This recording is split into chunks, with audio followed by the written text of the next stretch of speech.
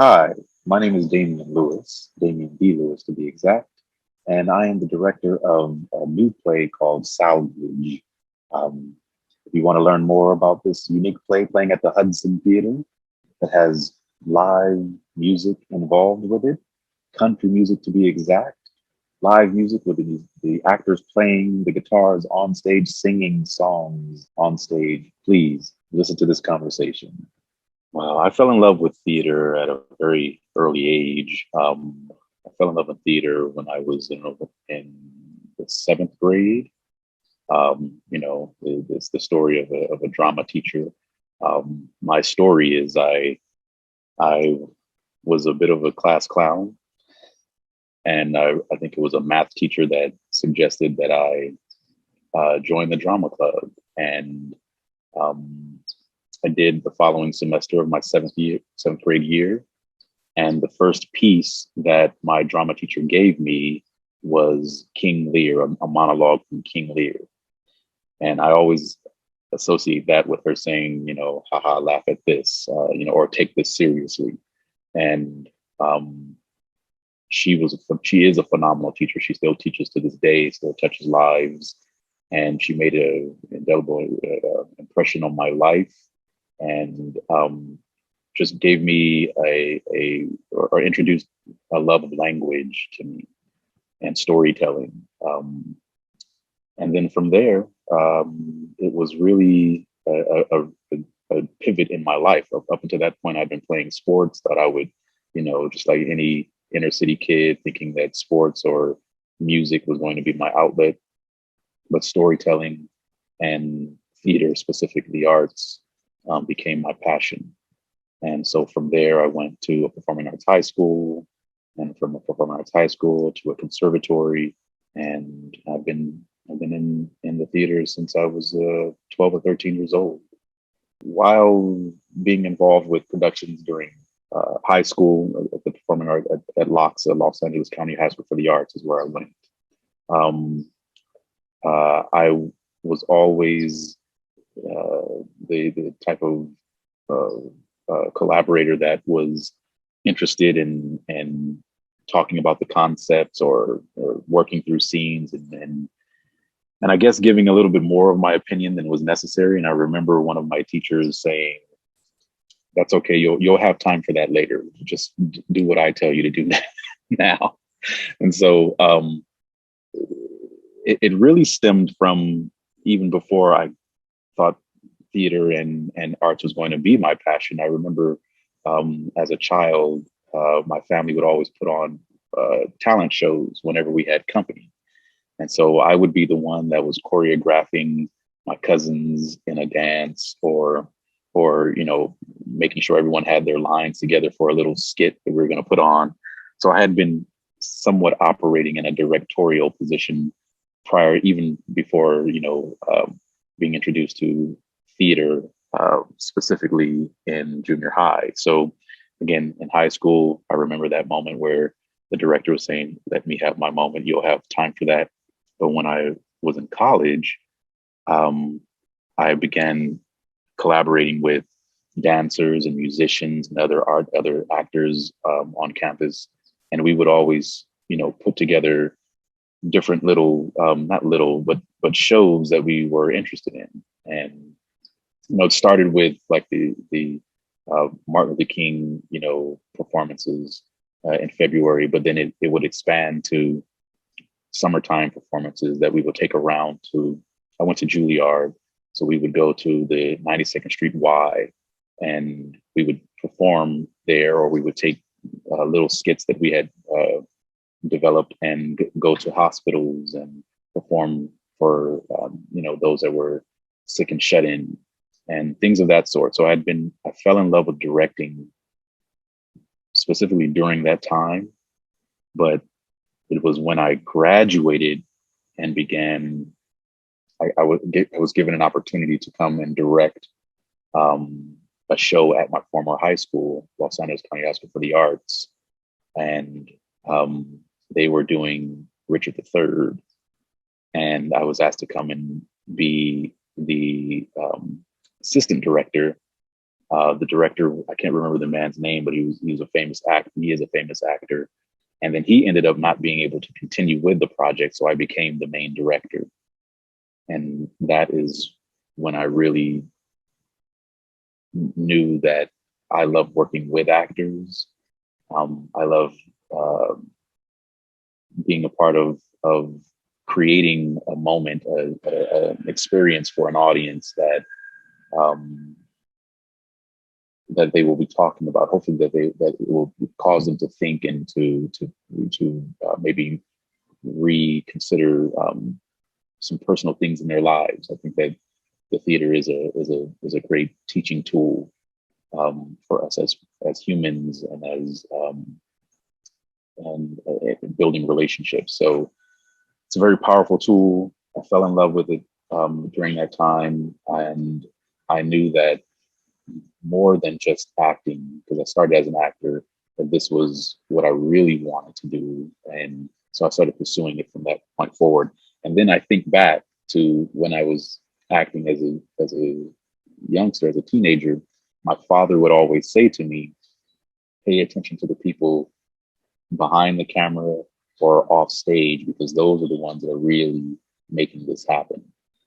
And so I always had my kind of awareness about who's really creating this moment in time. So I love being a part of that collaborative process. Theater experience is unique because it is live and in person. It is not like film. The film is wonderful. You can capture a moment, and it is that way forever. And I love that aspect of directing. But theater it's a breathing thing. The after you developed a piece for 6 weeks or so, however long it takes, the additional piece is the audience. And every night a new character shows up into the room, being that the audience brings a new energy and a new perspective. And so, and even the actors coming to the theater and going through the story again, beginning at the beginning, retelling the story, they have to re-experience, re-engage these moments, and it becomes a living thing. And it's one of those things that makes it special, because we think of great concerts, we think of great theater experiences where people speak of like moments that they will never forget, and they will often say you had to be there, like you had to be there on that night, because that night something happened that doesn't happen all the time. So we reach for those, we open ourselves, we avail ourselves for those moments that can be life changing. And as a performer, it just awakens it just awakens the spirit of what we do. It's like, this is why we do this. We do this for those moments, to have those moments that are true and honest and real and in the moment. And as a director, crafting those opportunities for that to happen, and then being a part of that, when it does happen for an audience or for the actors, that's a gift for a director, is especially in the theater, that when it happens, you feel like you've given a gift that was even given to you. It flows through you. So I can't get enough of it. I still get chills in the rehearsal rooms. I still love it. I love the process of it all. Beyond reading and identifying the beats, getting to know the characters intimately, within myself or within my community. Music is a driving force for me. I believe great writers write in sounds, and so I try to find the orchestration of the musicality of the language, and so the heartbeat of the characters is very important to me. The rhythms with which they speak and with which the story is told. I think that is always a quest for me as I approach texts. is what is the musicality within the language. And so music is a big thing for me, which is why Salvage was a has been a piece that I've been working on for now over 10 years, and it stuck with me because how it infuses music with storytelling, and it's not a musical, and it's not just a play. They both aspects happen organically. You're telling a story, and then from that story, it reminds the characters of a song that they have written, or the song can express even more in depth the the interworkings of their thoughts or the struggles within them. So it's not like breaking out in song and dance. It's this is the soul of the character. It's almost the subtext of the character, and to be able to express that in a straightforward, honest, non-performance way. It's really how we kind of, I feel, we live our lives. There's music within us. There's themes that rise up within us, whether it's happy themes, sad themes. It kind of drives us. It keeps us flowing through our day. It helps us to feel like we that the journey is not over. That there is still something to be discovered, and that there's something carrying us. It's like the spirit of who we are. So music is a big thing for me. Tim and I met. The story is I had been teaching at Los Angeles County High School for the Arts. Tim has two sons that went to LACSA. I had one son as a theater major. I had another son who was a musician, but I had him in my speech and debate class. During that time, I was also performing, and I was in Othello, playing Othello in Hollywood, the theater, the Lost Theater on La Brea. Tim and his wife came to see a show. I had no idea. I didn't know they were there, but I received an email maybe the day afterwards saying, "Hey, you don't know me, but my sons have spoken highly of you. I just saw you in Othello. Thought it was wonderful. Would you read a play that I've been working on and tell me what you think?" Read the play, was in tears by the end of it. And in the play, there's a line that says, she wants a picket fence and a minivan. And at that time, I was living in a home that had a picket fence and I had a minivan. So I took a picture of the picket fence, I took a picture of the minivan, and I sent him an email with the pictures, and I said, "I will do whatever I can to help you with this project. I believe in it." So we met for lunch at the Nickel Diner in downtown Los Angeles. There's another theme of that in the play, the 5 cent diner, or the nickel, on the bottle. How much is my soul worth? Is my soul worth a nickel?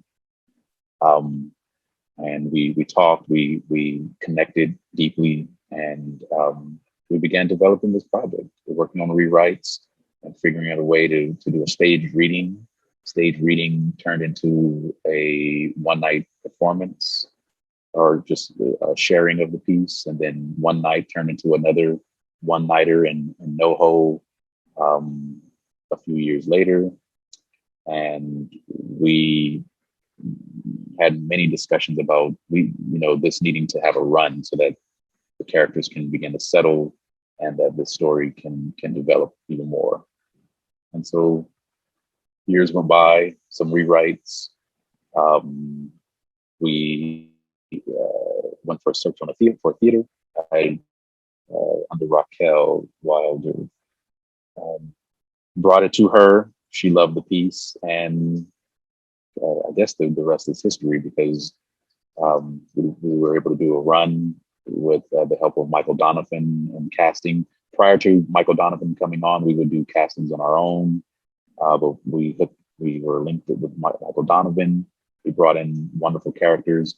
there's one character in the show that has been played by the same actor since the beginning, and it's the Johnson character. It's Leonard Earl Howes.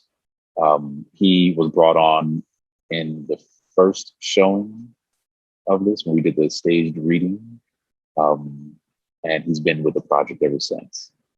He and I are friends from high school. We've been knowing each other from high school. Um, and that's the story. I fell in love with it as soon as I read it, and we've been working on it ever since. I think it's a wonderful piece about dreams, about friendships, about fatherhood, and about men pursuing their dreams, being who they are for their families, for the people that they love. The play starts with two men in a bar. Um, One man is noticeably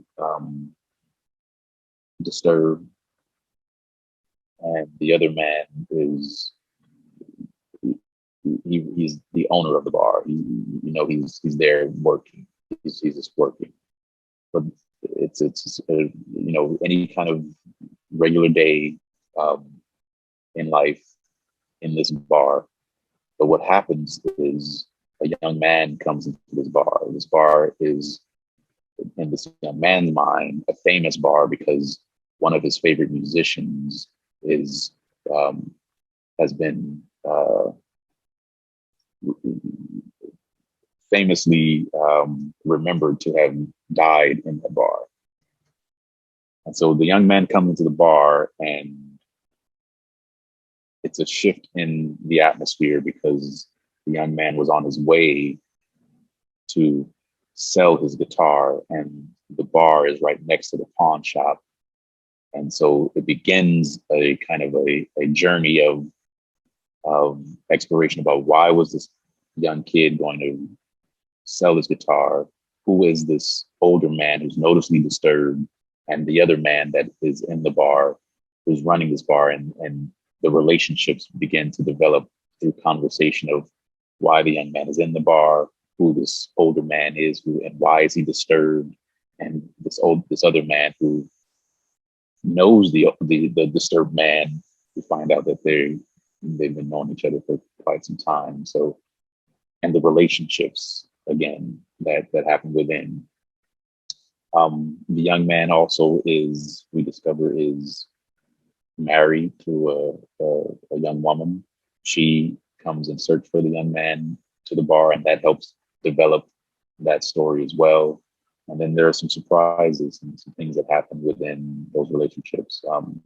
And again, it's really a journey on of what does it mean to pursue your dreams? What are the challenges within, particularly for men, um, when they're starting families, and maybe the question is, do the responsible thing or pursue your dreams?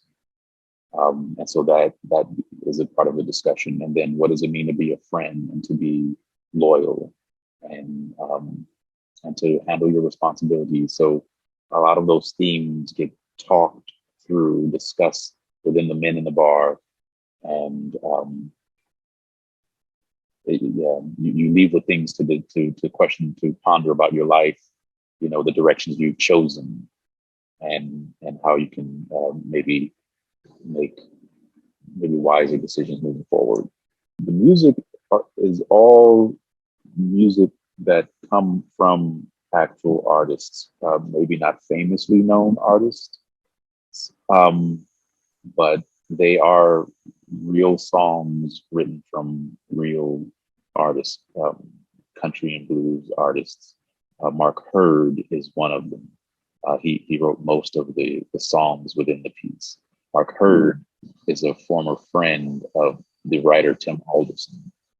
Tim Alderson and him. Tim used to be in the music business, AR director, working with artists, some years ago in his younger years.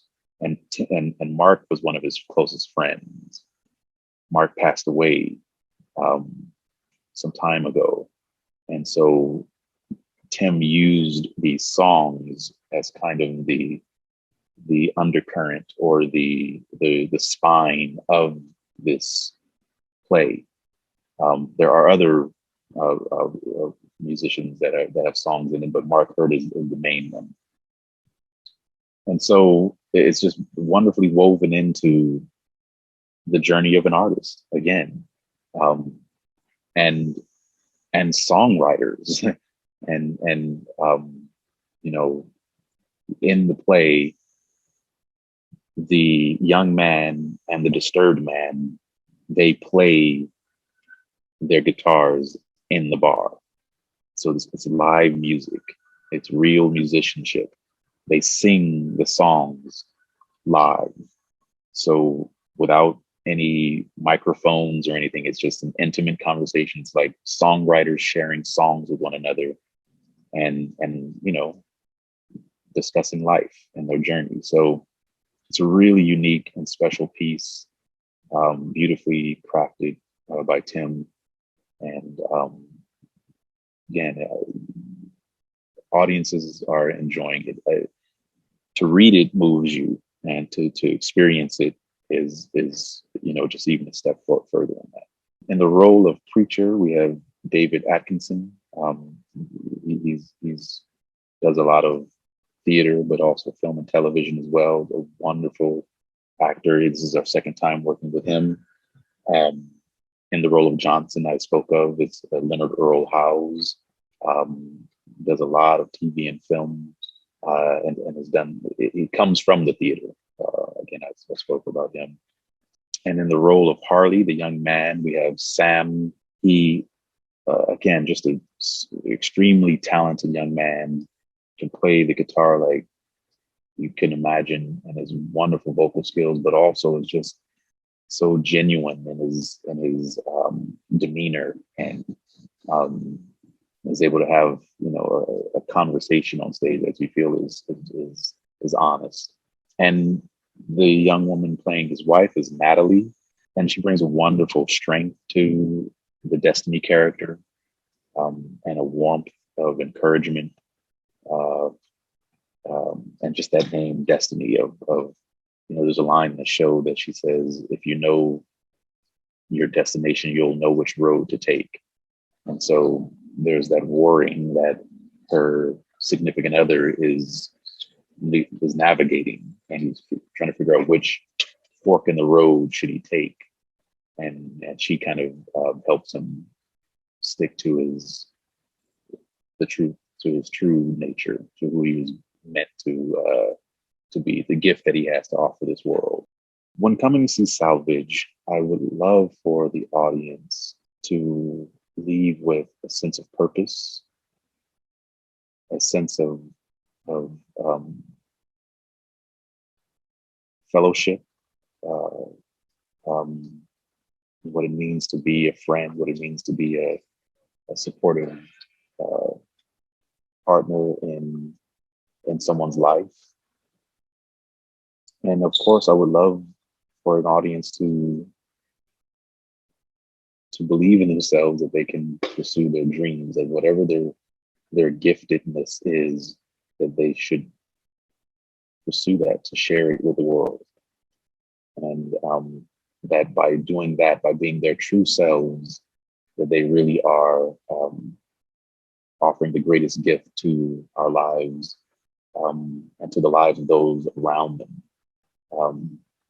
Sometimes doing what the world thinks is the responsible thing is irresponsible to your family and to those that love you and to who gave you the gift. I'm a believer in God. I believe in God. I believe that we've been given gifts to share. So we are doing a disservice to our lives and to the lives around us when we are not sharing those gifts, that giftedness. So that's what I would love for the audience to leave with, a sense of purpose. I look for integrity. I look for honest impulses. I'm always looking for the moment when you don't see the acting, that you feel like it really is something happening right in front of you, that is real. Um, yeah, when I'm directing, I'm hoping to disappear. I'm hoping that they don't see the direction of it. They see that this is a real life moment happening right now. Um, and so, yeah, within the actors, I'm looking for honesty. I'm looking for them to be grounded in themselves, but also the characters and the story. Um, Again, the other part with me is the words are paramount. It's the story. We're storytellers first. The acting is just a side piece to it. But um, so yeah, I'm looking for honesty. I'm looking for truth. I'm looking for a genuine connection. You should come to see Salvage because number one, it's a beautiful story. Number two, the music is gorgeous. You will be moved. And number three is because your life will be, changed in some way. Everyone can see themselves in this story in some way or another, um, whether you are an artist or not. It's really taps into who you are as a person and how you are connecting to those around you, and that we all are in relationship, and that will this play will speak to that to make. And again, I love that quote. Put the mirror up to nature. It puts the mirror up to nature. This piece, and we can see ourselves and be made better. Moving forward to make a wiser choice or to reconnect with someone that maybe you are disconnected to that doesn't need to be that way. It is just refreshing to be back in the theater after being in quarantine for almost a year and a half and restricted from live performance. Um, Again, there was nothing like being in the space with a human being. I mean, even this interview is being conducted on Zoom, and as connected as we may feel, it doesn't replace being in person and hearing someone breathe or seeing their heartbeat when their heart begins to race, or even being able to shake a hand and know that that was a thing to touch and see. So it is refreshing to see live performance, to see these actors in person, in the flesh. Um, Again, you can feel that heartbeat. You can feel that tension. You can. It's not like film, and it's amazing. This piece, as we talked about, the audience has brings a different aspect every night. So there are some nights where the audience have chosen, for whatever reason, has chosen that this is more like a musical theater piece. So they'll clap after every song.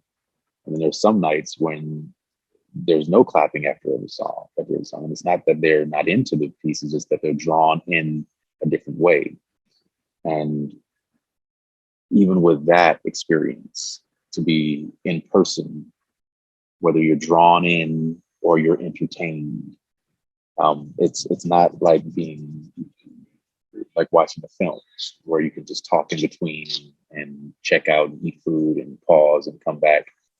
It really draws you in, and it is a moment that is shared, and there's nothing like that. Theater is one of the only things that can do that. So I'm grateful for that.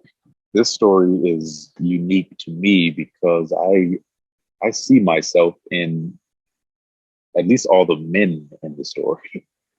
Um, I am a father. I am an artist. I am someone that has faith, and I actually was a preacher for a while. So when my daughter was born, who was my oldest child, I was walking that fine line of do I get a regular job or do I continue to pursue my dreams? And at the time, I had to do both. So I was working the graveyard shift at a bank, the back office, and in the day I was auditioning and teaching and doing those things. And so I can relate very deeply to Harley's pivot in life, or the fork in the road that he's facing. I've been there. Again, I was a preacher for a while, so I understand preacher's perspective of wanting to do what he felt was the right thing to do at that time in his life and share the good news of faith. Um, I also can relate to Johnson. Johnson is the responsible man. He took on a responsible job and he just rode that out for the rest of, as the story goes, for the rest of his life as it stands. I can relate to that. I can relate to getting a job with benefits so that I can provide for my family. So it's deeply personal for me because of those things that as I read these stories, I've gotten to know these characters, I see myself in them in some way or another. But I also know that it's not just me. I know that I know a lot of men and women who deal and struggle with these choices in life throughout their lives, particularly for artists, because you know there's only a few people that not a few. There's a good number of people that become rich and famous, and I tell my students all the time, I cannot guarantee you riches or fame, but I can guarantee that you will do quality work wherever you go if you are committed to the process. If you're committed to the process, if you're working on yourself daily, you will always do quality work wherever you go. Riches and fame, I cannot guarantee you.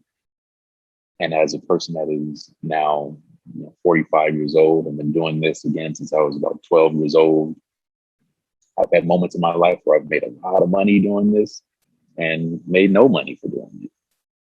And I still am drawn to it. I still love what I get a chance to do because it's not about the riches and fame. It is about the relationships that are formed. And so that is invaluable. The friendships I've made, the lives that I've touched, that I've been touched by, and the lives that I'm, have been told have touched. That's the blessing. The blessing is the relationships, and knowing that what is flowing through you, that gift that is flowing through you, is making a difference. I was surprised when Tim said this is the first play he's ever written because of the dialogue. Dialogue is not always easy to write. And again, coming from someone that has a classical training background and and has fallen in love with the musicality of language, have read and performed in many pieces, and this play is unique because it really feels like there is a distinct heartbeat to every character.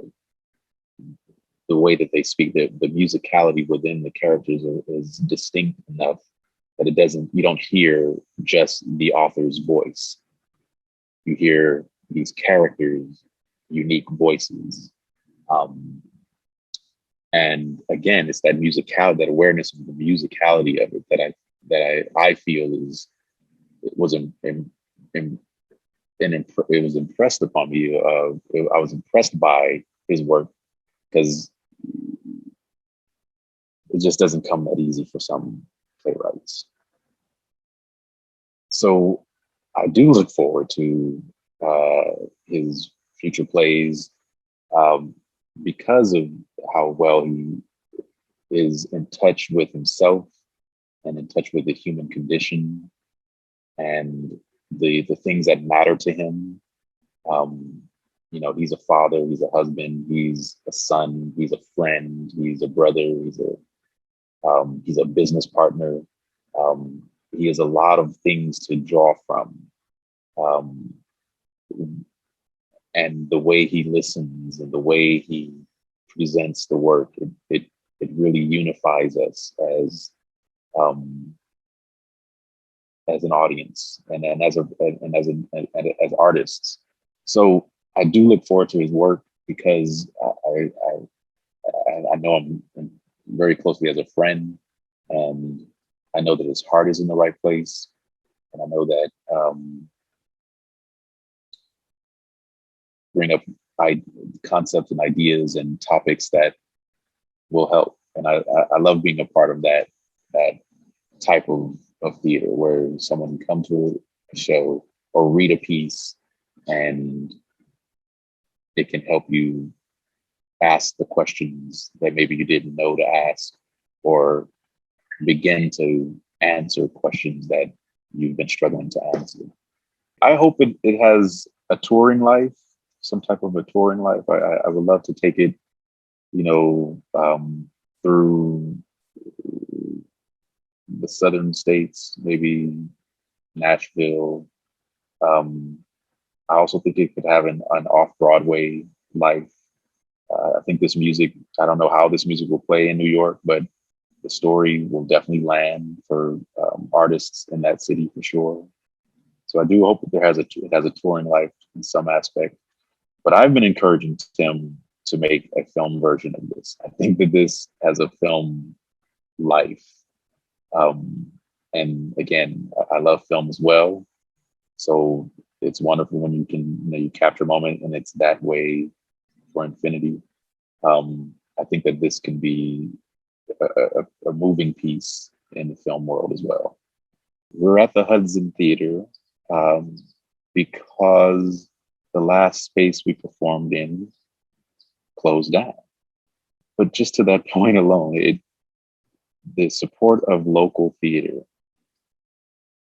Local theater has so many aspects to it. Just at the roots of it, it is a place for artists to practice their art. And that saying of, if the tree falls in the forest, no one's there to hear it, doesn't make a sound. Well, same thing with what we're doing.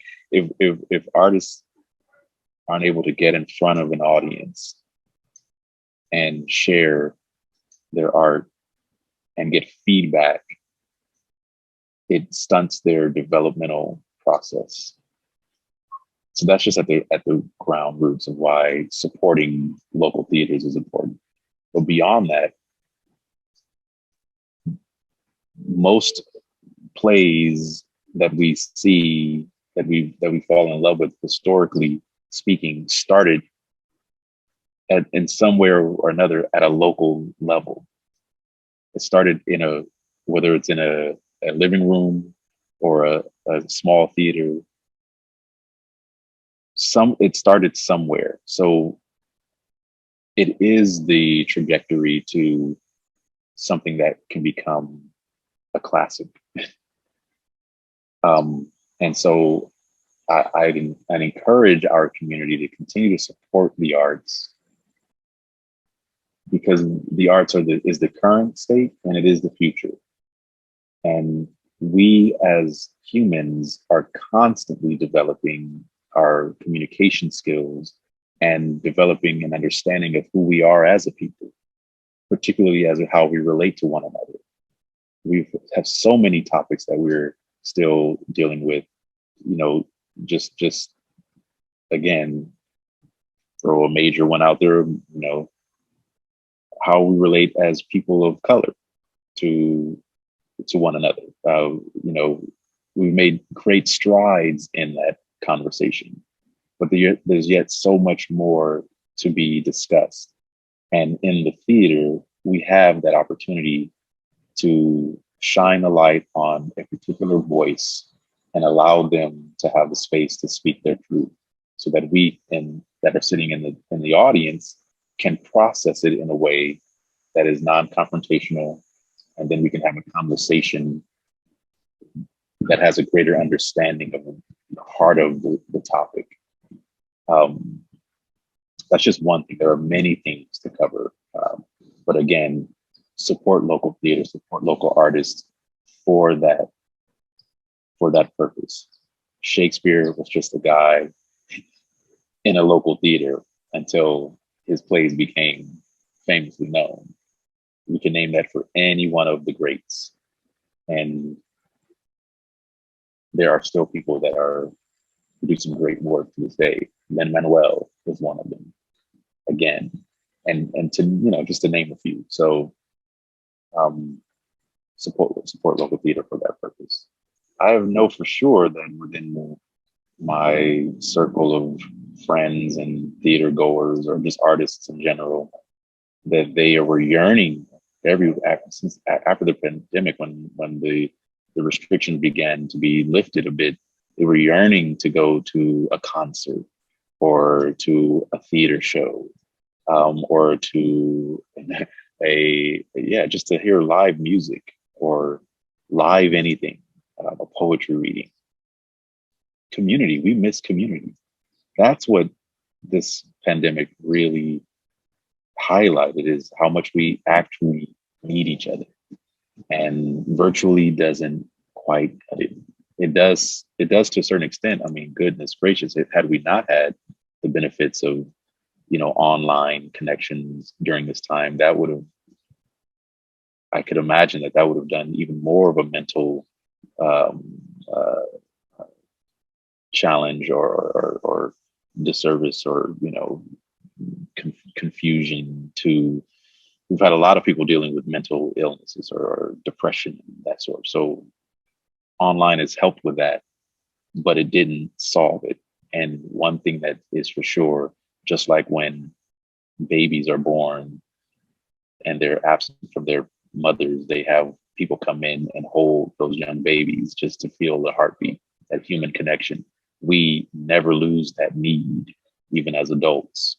We never lose that need to need to be in community, and theater does that. So, absolutely, the theater community that I am privy to, were yearning to get back into a face-to-face kind of environment and hear live music and so on and so forth. So, I think it's definitely, and not to say the performers wanted to perform. They wanted to perform. Again, tree falls and forests, there's no one there to hear it. You can do it online, but there's nothing like that live, real feedback. Telling a joke, you get a laugh. Nothing like it. Hello, my name is Damian D. Lewis, and I'm the director of Salvage, a wonderful piece about pursuing your dreams and about friendship and about being a man in this world. Please come out to see this wonderful production written by Tim Alderson. It's at the Hudson Theater, performing now, and it runs through November 14th.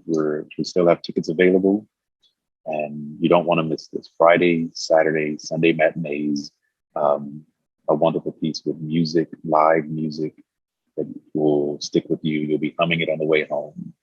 And for those of you that particularly like country music, you definitely don't want to miss this. Salvage.